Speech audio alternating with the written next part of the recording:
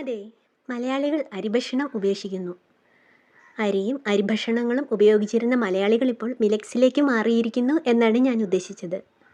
Red റൈസിൻ്റെ ഉപയോഗവും വളരെയധികം കൂടിയിട്ടുണ്ട്. ഭാവിയുടെ ഭക്ഷ്യധാന്യമാണല്ലോ മില്ലറ്റ്സുകൾ.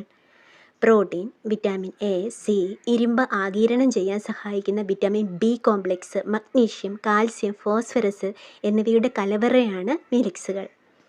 തിന, ബജ്റ, റാഗി എന്നിവ കൊണ്ടൊക്കെ പലതരം വിഭവങ്ങൾ ഉണ്ടാക്കാൻ കഴിയും. രക്തത്തിലെ പഞ്ചസാരയുടെ അളവ് നിയന്ത്രിക്കാനും ശരീരഭാരം കുറയ്ക്കാനും ഹൃദയാഘാതം തടയാനും സഹായിക്കാറുണ്ട്. കൂടാതെ അരി, ഗോതമ്പ്, മാവ് എന്നിവയുമായി താരതമ്യപ്പെടുത്തുമ്പോൾ ജോവർ, ബജ്റ, റാഗി എന്നിവയുടെ ഗ്ലൈസമിക് സൂചിക 50-ൽ താഴെയാണ്. നാരുകളുടെ അളവും കൂടുതലാണ്. കാർബോഹൈഡ്രേറ്റുകളുടെയും കൊഴുപ്പുകളുടെയും ആഗിരണം മന്ദഗതിയിലാക്കുന്നു. വിറ്റാമിൻ B3 ഉണ്ട്. ഓക്സിഡേറ്റീവ് സമ്മർദ്ദം കുറയ്ക്കുന്നു. ഉയർന്ന